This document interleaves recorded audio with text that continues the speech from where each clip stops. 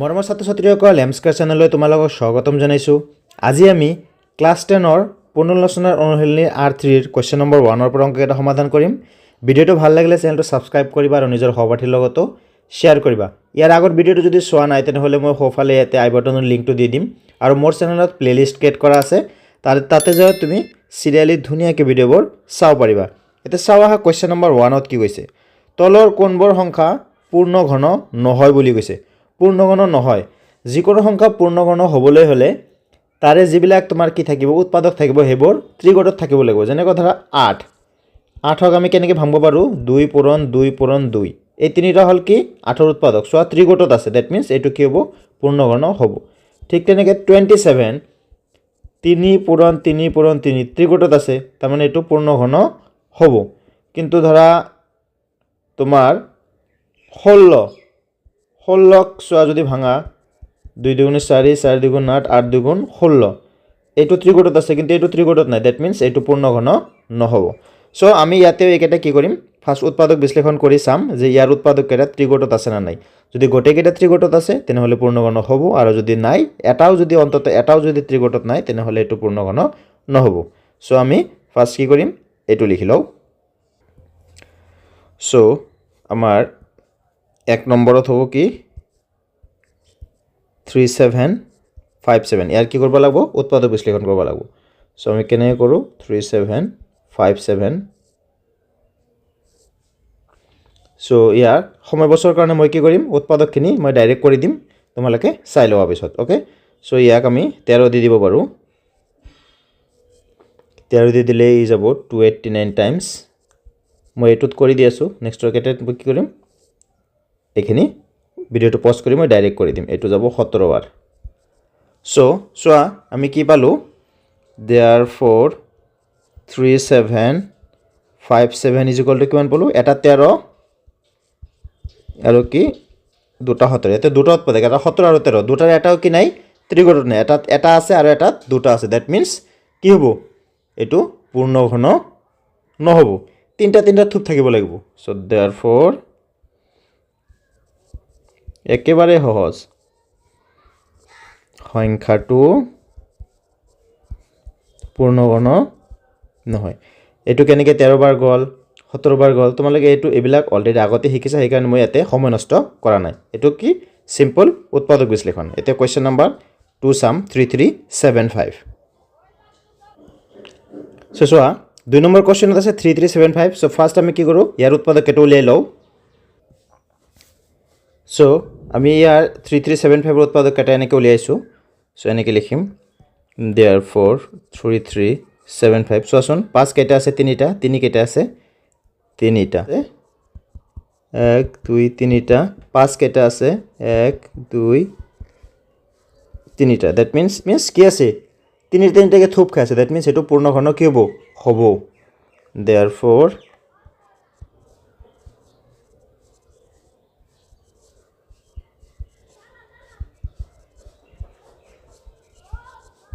সংখ্যাটো পূৰ্ণঘন হ'ব। এতিয়া নেক্সট কুৱেশ্যন আমি কুৱেশ্যন নম্বৰ 3ত যাম। 3ত আছে 3332। চ' 3 নম্বৰত আছে 3332। চ' আগৰ নিচিনা আমি কি কৰিম ফাৰ্ষ্ট ইয়াৰ কি কৰিম উৎপাদক বিশ্লেষণ কৰি ল'ম। চ' আমি কি 3332ৰ উৎপাদককেইটা কি পালোঁ এনেকুৱাকৈ পালোঁ। চ' আমি 3332 ইজ ইকুৱেল টু কিমান লিখিম, 2টা 2 2টা 7 আৰু এটা 11। যিহেতু ইয়াতে 2ও ত্ৰিগোটত নাই, এইটোও নাই এইটোও নাই, চ' এইটো কি হ'ব গোটেইকেইটা থাকিব লাগিব ত্ৰিগোটত, therefore সংখ্যাটো পূৰ্ণঘন নহ'ব।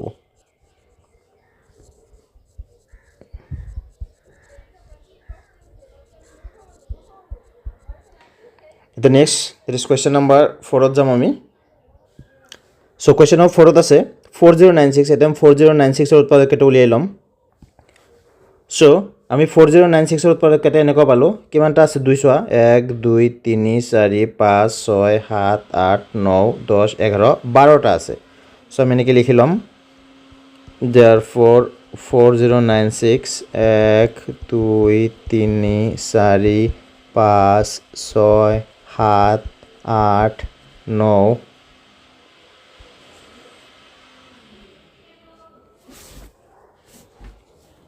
তলত লিখি দিওঁ 10 11 12 এতিয়া চোৱাচোন তিনিটা থোপ হৈছে না এইটো এটা তিনিটা থোপ এইটোত তিনিটা থোপ এইটোত তিনিটা থোপ এইটোত তিনিটা থোপ দ্যাট মিন্স কি হ'ব পূৰ্ণঘন হ'ব therefore সংখ্যাটো পূৰ্ণঘন হ'ব বাস হৈ গ'ল এতিয়া আমি কোৱেশ্চন নম্বৰ 2 চাম কোৱেশ্চন নম্বৰ 2 ত কি দিছে চাও আহা এটা চোৱা কোৱেশ্চন নম্বৰ 2 ত কি কৈছে তলৰ সংখ্যাটাৰ ঘনফল নিৰ্ণয় কৰা একেবাৰে আছে এটো আসলতে কোৱেশ্চনই নহয় কোনো সো ঘনফল নিৰ্ণয় কৰিব গৈছে এক নম্বৰত কি কৈছে 19 ৰ ঘনফল দ্যাট মিন্স 19 কিউব মই ডাইৰেক্ট লিখি দিছো 19 যদি তুমি তিনিবাৰ পূৰণ কৰিছো কিমান পাবা 6859 এনেকৈ কোৱেশ্চন দিলে কি কৰিব লাগিব তোমাৰ এটো তিনিবাৰ পূৰণ কৰি চাব লাগিব নেক্সট 2 নম্বৰ আছে 21 যদি কিউব কৰা তুমি পাবা 9261 3 নম্বৰ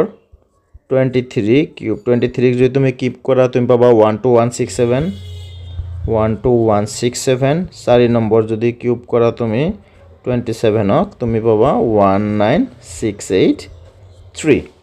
এতিয়া আমি কোৱেশ্চন নম্বৰ 3 যাম চাওয়া কোৱেশ্চন নম্বৰ 3 কি কৈছে চোৱা কোৱেশ্চন নম্বৰ 3 কি কৈছে তলৰ প্ৰতিটো সংখ্যাৰ ঘনৰ এককৰ স্থানৰ অংক কি হ'ব সো আমি জানো যে যেতিয়া কোনো এটা সংখ্যাৰ বৰ্গৰ বা ঘনৰ এককৰ স্থানৰ সংখ্যা খুজে তেতিয়া আমি কি কৰো একৰ ঘৰৰ যেটো সংখ্যা থাকে তাক তিনিবাৰ পূৰণ কৰি দি সেই উত্তৰটোৰ এককৰ স্থানত যেটো আহে হেতু উত্তৰ আমাৰ গটি সংখ্যাটো তিনিবাৰ ঘন কৰাৰ তিনিবাৰ পূৰণ কৰাৰ কোনো প্ৰয়োজন নাই সো 14 আছে 14 ৰ এককত কি আছে 4 তেনেহলে 4 টো তিনিবাৰ পূৰণ কৰিলে কিমান হয় 4 পূৰণ 4 পূৰণ 4 4 গুণ 16 4 গুণ 64 এককত কিমান আহিল 4 দ্যাট মিন্স 14 ৰ যদি তুমি কি কৰা ঘন কৰা তেনেহলে এককত কি পাম আমি 4 পাম সো এনেকৈ লিখিম আমি সো 14 ৰ ঘনৰ এককৰ স্থানৰ অংক হ'ব 4 ঠিক তেনেকৈ 18 ৰ 2 নম্বৰ 18 ৰ এককৰ স্থানৰ অংক কি হ'ব 8 যদি তিনিবাৰ পূৰণ কৰা 8 8 গুণ 64 তাত এতে 4 8 গুণ 32 2 বাকি পূৰণ কৰাৰ নালাগে কিমান হ'ব 2 হ'ব নেক্সট আছে 13 13 ৰ কিমান হ'ব 13 ৰ ঘন হয়না দ্যাট মিন্স 3 তিনিবাৰ পূৰণ কৰিলে হল 3 3 গুণ 9 3 9 গুণ 27 লাষ্টত কিমান আহিছে 7 so that means it will be what 7 7 তিনিবাৰ পূৰণ কৰা 7 7 গুণ 49 আৰু এটা 7 দিয়া 7 9 গুণ 63 3 বাকিখিনি লিখিবই নালাগে দ্যাট মিন্স একৰ ঘৰত কিমান আহিছে 3 সো বুজি পালা যেতে কিবা এটা সংখ্যাৰ বৰ্গৰ কৰিব দিব তাৰ একক স্থানৰ সংখ্যা লিখিব লাগে বা ঘন কৰিব লাগে সেই সংখ্যাটো যিমান ডাঙৰ নহওক কিয় সাপোজ এনেকুৱা এটা সংখ্যা দিলে হয় 241 ইয়াৰ ঘন কৰিলে ইয়াৰ একক স্থানত কিমান হ'ব সো একক স্থানত কিমান আছে 1 আছে তুমি 1 তিনিবাৰ পূৰণ কৰি দিয়া কিমান পাবা 1 পাবা দ্যাট মিন্স এটো 1 এ হ'ব সো বুজি পালা সো এতিয়া আমি কোৱেশ্চন নম্বৰ 4 লৈ যাম চাওয়া কোৱেশ্চন নম্বৰ 4 ত কি আছে সো কোৱেশ্চন নম্বৰ 4 ত দিছে তলৰ সংখ্যাবোৰ পূৰ্ণ ঘন হ'বলৈ আটাইতকৈ সৰু কি সংখ্যাৰে পূৰণ কৰিব লাগিব সো ফাৰ্স্ট আমি কি কৰিম ইয়াৰ উৎপাদক বিশ্লেষণ কৰিম কৰাৰ পিছত আমি চাম কোনটো সংখ্যা কোনটো উৎপাদক ত্ৰিগোটত নাই যেটো ত্ৰিগোটত নাই কেইটা শৰ্ট আছে হিমানেদি পূৰণ কৰিলে কিমান হ'ব পূৰ্ণ ঘন হৈ যাব একেবাৰে সহজ এনেকৈ আমি আগৰ চেপ্টাৰটো কৰিছো তাতে কি আছিল বৰ্গ আছিল ইয়াতে ঘন সো আমি ফাৰ্স্ট কি কৰিম সো কোৱেশ্চন নম্বৰ 1 ত আছে আমাৰ কিমান 5324 সো 5324 ৰ ফাৰ্স্ট আমি কি উলিয়াই লম উৎপাদক উলিয়াই লম 5324 ইয়াৰ ফাৰ্স্ট কি কৰিম আমি উৎপাদক উলিয়াম সো আমি যদি ইয়াৰ উৎপাদক বিশ্লেষণ কৰো আমি কি পাও দুটা 2 পাও আৰু তিনিটা 11 পাও সো এনেকৈ লিখিম আমি therefore 5324 is equal to দুটা 2 আৰু তিনিটা 11 সোৱাচোন এইটো কি আছে ত্ৰিগোটত আছে ইয়াতে সোৱা ত্ৰিগোটত হ'বলৈ হলে দুটা 2 আছে আৰু এটা 2 লাগিব আমাক কৈছে তলৰ সংখ্যাবোৰ পূৰ্ণ ঘন হ'বলৈ হলে আটাইতকৈ কি সংখ্যাৰে পূৰণ কৰিব লাগিব That means ত্ৰিগোট বনাবলৈ হলে ইয়াতে এটা 2 শৰ্ট আছে so that means 2 এৰি পূৰণ কৰিব লাগিব so এনেকৈ লিখিম therefore সংখ্যাটোক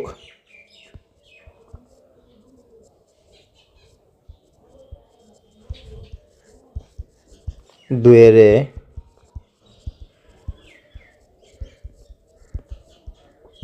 পূৰণ কৰিলে পূৰ্ণ ঘন হ'ব একেবাৰে জি এতে 2 নম্বৰটো কৰিম 3087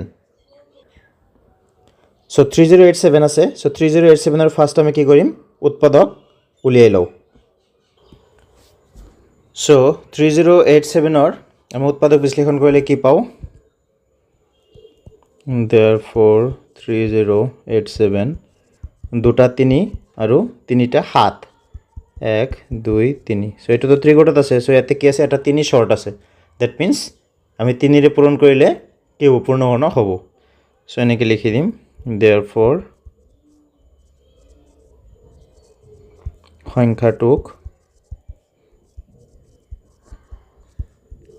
3 ৰে পূৰণ কৰিলে পূৰ্ণবৰ্ণ হ'ব এতিয়া আমি নেক্সট কোৱেশ্চনত যাম সো নেক্সট কোৱেশ্চন আছে 3 নম্বৰ 3125 সো ফাৰ্স্ট আমি 3125 এৰ উৎপাদক বিশ্লেষণ কৰি লওঁ সো 3125 এৰ উৎপাদক বিশ্লেষণ কৰিলে কি পাওঁ আমি 1 2 3 4 5টা 5 পাওঁ সো এনেকৈ লিখিম আমি therefore 3125 is equal to 1 2 3 4 5 so প্ৰথম তিনটা ত্ৰিকোণত আছে এই দুটাৰ লগত কি আৰু এটা 5 পূৰণ কৰি দিলে ত্ৰিকোণত আহি যাব দ্যাট মিন্স 5 এৰে পূৰণ কৰিলে পূৰ্ণবৰ্ণ হৈ যাব সো এনেকৈ লিখিম আমি সো কি লিখিলো therefore সংখ্যাটোক 5 এৰে পূৰণ কৰিলে পূৰ্ণবৰ্ণ হ'ব এতিয়া আমি নেক্সট কোৱেশ্চনলৈ যাম সো কোৱেশ্চন নম্বৰ 4 আছে 648 সো ফাৰ্স্ট ইয়াৰ আমি উৎপাদক বিশ্লেষণ কৰি লওঁ সো এটো মই কৰি দিও একেবাৰে 2 দিলে 3 2 গুণ 6 2 2 গুণ 4 4 2 গুণ 8 2 দিলে 3 মাৰ যাব একবাৰ থাকিলে 12 6 2 গুণ 12 2 2 গুণ 4 সো 2 দি দিয়া 8 2 গুণ 16 2 1 গুণ 2 81 3 বাৰ যাব 27 3 9 বাৰ যাব 3 বাৰ যাব সো দ্যাট মিন্স আমি উৎপাদক বিশ্লেষণ কৰি লিখি পালো 648 এৰ সো তিনিটা 2 আৰু 4টা 3 1 2 3 আৰু 4টা 1 2 3 4 এটো ত্রিকোণত আছে এটো আছে কোনটো নাই এই তিনিটো নাই এতিয়া চাবা এই তিনিটো ত্রিকোণত আনিবলৈ হলে কি কৰিব লাগিব এই ত্ৰিকোণত 3 আনিব হলে আৰু আমাৰ দুটা লাগিব এটা দুটা 3 শৰ্ট আছে ত্ৰিকোণত হোৱাৰ কাৰণে সো 3 পূৰণ 3 কিমান হ'ব 9 ৰে পূৰণ কৰিব লাগিব বুজি পাইছা সো আমি এনেকৈ লিখিম এটো ভুল নকৰবা কিন্তু therefore সংখ্যাটোক 9 ৰে পূৰণ কৰিলে পূৰ্ণবৰ্ণ হ'ব গম পাইছা সেটা যেহেতু কি আছে এটা 3 আছে আমি যদি এনেকে আৰু দুটা 3 দি দিও দ্যাট মিন্স এটা এটা 3 এটা এটা 3 তেনেহলে কি হ'ব চোৱা এইটো তেতিয়া ত্রিকোণত আহি যাব দ্যাট মিন্স কেইটা 3 লাগে দুটা 3 3 গুণ 9 বুজি পাইছা সেই কাৰণে আমি কি লিখিছো 9 ৰে পূৰণ কৰিলে পূৰ্ণঘন হ'ব এতে যদি তুমি 3 ৰে পূৰণ কৰিলে পূৰ্ণঘন হ'ব বুলি লিখা তেনেহলে তোমাৰ ভুল হ'ব মাৰ্ক পাবা এইখিনি কাৰণে স্টেপ মাৰ্ক পাবা কিন্তু লাষ্টৰ যে আনসাৰটো ভুল হ'ব তাতে এক মাৰ্ক কাটি দিব গম পাইছা সো এতিয়া আমি কোৱেশ্চন নম্বৰ 5 লৈ যাম তো চাও কোৱেশ্চন নম্বৰ 5 ত কি আছে তো চাও কোৱেশ্চন নম্বৰ 5 ত কি দিছে এটা পূৰ্ণঘন পাবলৈ আটাইতকৈ সৰু কি সংখ্যাৰে তলৰ সংখ্যাকেইটা হৰণ কৰিব লাগিব সেম প্ৰসেস কোৱেশ্চন নম্বৰ 4 ৰ নিচিনাই ইয়াতে যি কেইটা মানে ত্ৰিকোণত নাই সেই কেইটাৰে কি কৰিব লাগিব হৰণ কৰি দিব লাগিব যি কেইটা সংখ্যা ত্ৰিকোণত না থাকিব সেই সংখ্যাকেইটাতে কি কৰিব লাগিব হৰণ কৰিব লাগিব সো চাও কোৱেশ্চন নম্বৰ 1 ত দিছে কিমান 10368 সো ফাৰ্স্ট আমি কি কৰিব লাগিব 10368 এৰ কি কৰিব লাগিব উৎপাদক বিশ্লেষণ কৰিব লাগিব এটো কৰিবলৈ যাতে বহুত দীঘল হ'ব আৰু মই এতে ডাইৰেক্ট এতে কৰিবলৈ গলে কি বহুত সময় লাগিব আৰু এনে অংক তোমালোকে বহুত কৰিছা সব মই ভিডিওটো পজ কৰি এইখিনি কৰি দি আছো তাৰ পিছত এইখিনি চাবা সো ফাৰ্স্ট আমি কি কৰিলো 10368 এৰ আমি এনে কি কৰিলো উৎপাদক বিশ্লেষণ কৰিলো সো কি পালো সো চাও হা 10368 এৰ আমি উৎপাদক বিশ্লেষণ কৰিলো কইলে আমি কি পালো চোৱাচোন ত্ৰিকোণত কি পাইছো ত্ৰিকোণত পাইছো চোৱা প্ৰথমত এইটো 2 কিউব লিখব পাৰো পূৰণ দি লিখিলো হ'ব কোনো কথা নাই এইটো 2 কিউব পাইছো তাৰ পিছত চোৱা এই তিনিটা 3 কিউব পাইছো সিঙ্গেল কি আছে এটা 2 এটা 3 সো এইটো ত্ৰিকোণত আছে এইটো ত্ৰিকোণত আছে এইটো কোনটো নাই এইটো নাই সো দ্যাট মিন্স এইখিনি দি কি কৰিব লাগিব হৰণ কৰিব লাগিব সো 3 পূৰণ 2 কিমান 6 দ্যাট মিন্স সংখ্যাটোক 6 ৰে হৰণ কৰিলে কিব পূৰ্ণঘন হ'ব সো এনেকৈ লিখি দিম therefore সো কি লিখিলো therefore সংখ্যাটোক 3 পূৰণ 2 6 6 ৰে হৰণ কৰিলে পূৰ্ণঘন হ'ব 6 ৰে হৰণ কৰিলে চোৱা গটেকেটা ত্ৰিকোণত থাকিব দ্যাট মিন্স পূৰ্ণঘন হৈ যাব এটা নেক্সট কোৱেশ্চন দ্যাট ইজ 2187 আমি চাম সো ফার্স্ট আমি 2187 এর কি লও উৎপাদক বিশ্লেষণটো উলিয়াই লও সো আমি কি পালো 2187 এর এনেকুৱা পালো সো therefore 2187 সো আসুন এতে তিনিটা আছে এতে তিনিটা আছে হয় না তোমালোক পৰীক্ষাত কিন্তু আজ দিব না লাগে মই তোমালোক বুজাৰ কাৰণে দি আছো এনেকে সো তিনিটা আছে মই উঠাই দিলো আজটো সো দ্যাট মিন্স 3 কিউব আৰু এটা 3 এক্সট্ৰা আছে 3 তোমালোক যদি এনেকে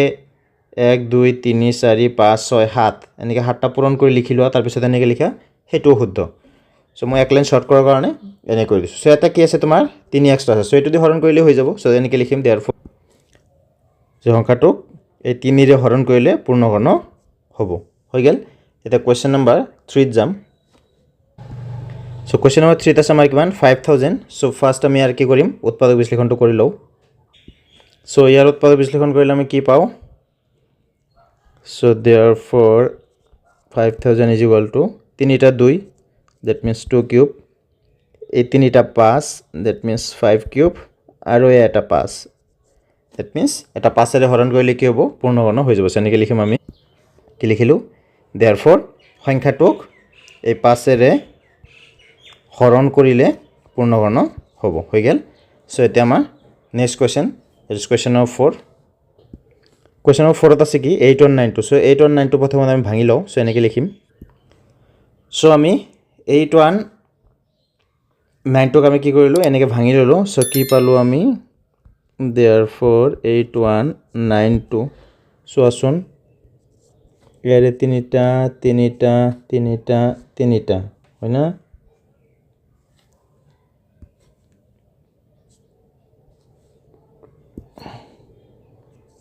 তিনিটা that means 2 cube চাৰিটা 2 cube আৰু এটা এক্সট্ৰা কি আছে 2 আছে so that means এই এক্সট্ৰা যেটো আছে এটো দি হৰণ কৰিব লাগিব সো এনেকৈ লিখি দিম therefore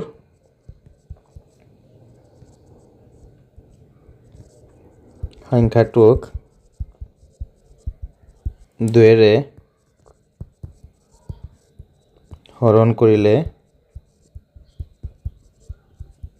পূৰ্ণঘন হ'ব মৰমৰ ছাত্ৰ-ছাত্ৰীসকল আজিলৈ ইমানতে সামৰিলো যদি ভিডিওটো ভাল লাগে চেনেলটো সাবস্ক্ৰাইব কৰিবা আৰু নিজৰ সহপাঠীৰ লগতো শেয়াৰ কৰিবা তোমালোকে লাইক কমেন্ট কৰিবা তোমালোকৰ একোটা লাইক কমেন্ট মোক এনেকুৱা আৰু ভিডিও বনাবলৈ অনুপ্ৰাণিত কৰে thank you for watching this video next ভিডিওত আকৌ লগ পাম আমি